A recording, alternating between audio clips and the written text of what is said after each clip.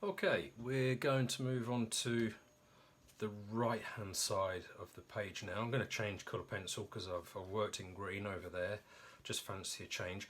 Now over here we've got 1, 2, 3, 4, 5, 6 cubes, and there's instructions at the top of each one. It just says shading, fabric, wood, glass, metal, plastic. Okay, now I'm not going to go through every single one all in one go because that would take too long and you would get bored just watching me. So what we'll do, we'll just do 2 at a time. So shading. What I would like you to imagine is where it says the word texture over here. Imagine somebody is up here shining a light down onto this cube here. And I want you to think about what sort of tones these cubes are going to be. So because the light is shining down, that top surface of the cube is going to be very, very light. So I'm just going to go over that with the edge of my pencil in a light tone of magenta, this pencil is.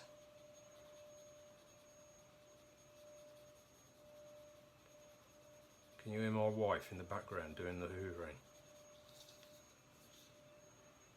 Sorry about that. Right.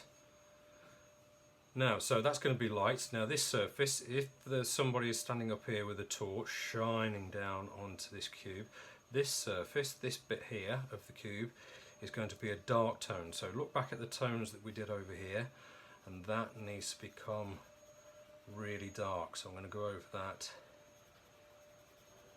in a really dark tone.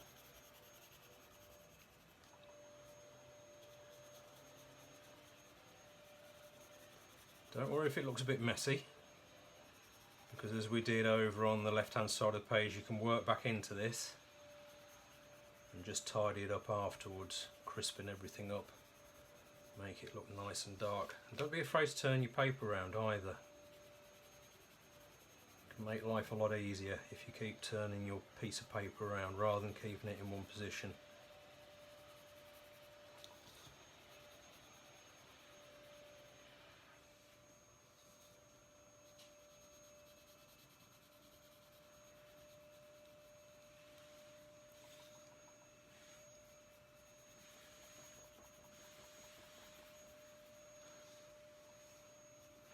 There we go. I could probably tidy that up a little bit more, but that will do for the time being. Now, so we've got a light surface, a really dark one, and then this one has got to be some colour in between the two. So it's not going to be really light, it's not going to be really dark. It needs to be a kind of a medium tone. So again, we'll just work into that. Get a bit of colour on there in the first place. Don't worry if you go over the edge. You're not at primary school. We can tidy it up later on.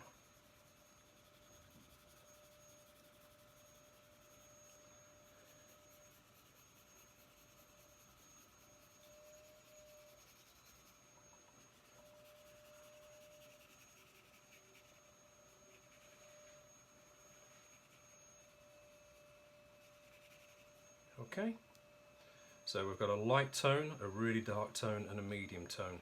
Okay, so what I want you to do, that's shading.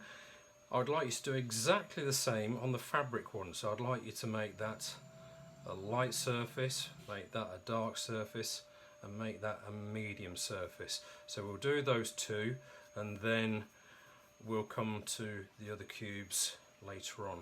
Okay, carry on, guys.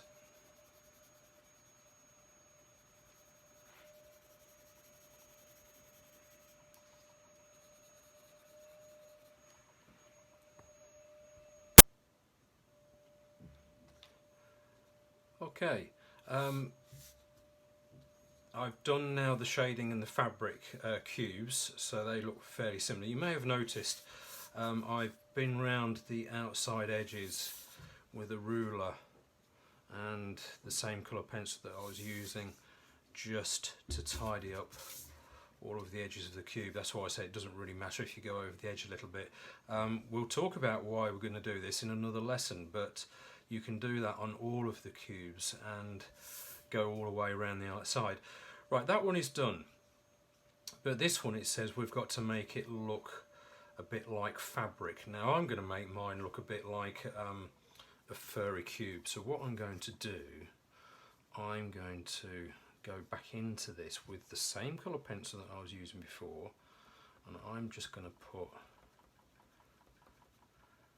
little dashes pointing up.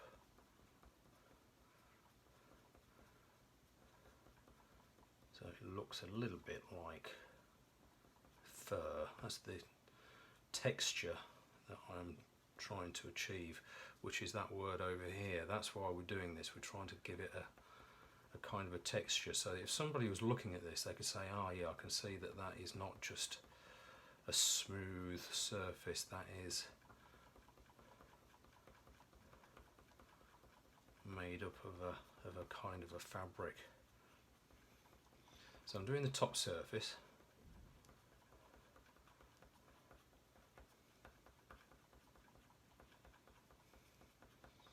And just going over all that with these little marks to make it look a little bit furry. And again, don't worry about going over the edges. Nothing wrong with that. It's supposed to be a furry cube.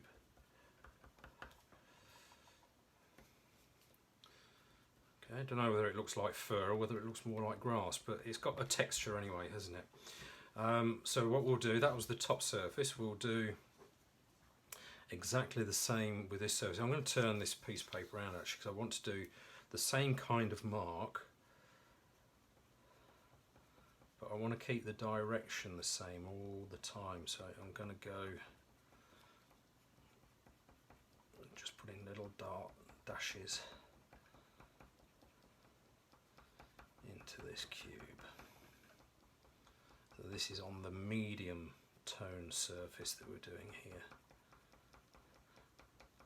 Don't think about this too much, just go for it. Don't draw a little line at a time.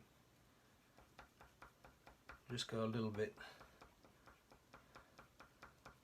berserk with your pencil, not too much, but don't think about it too much either. Let's turn that around, see what that looks like. Well, it's looking a bit furry. Okay, and then we've got to do the same with this surface here. Again, I'm going to turn this around. I'm going to have to press quite hard because this was the darker tone of the cube.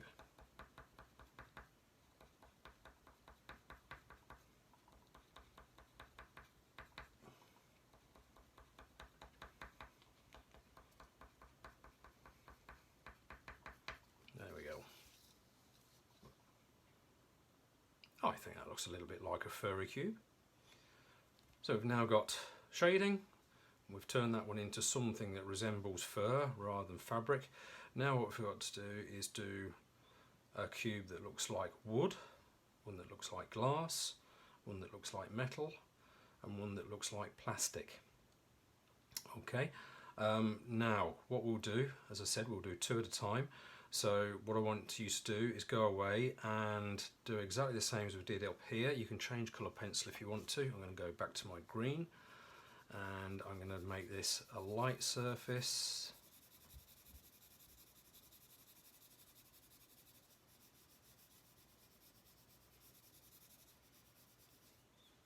This one's going to be a dark surface.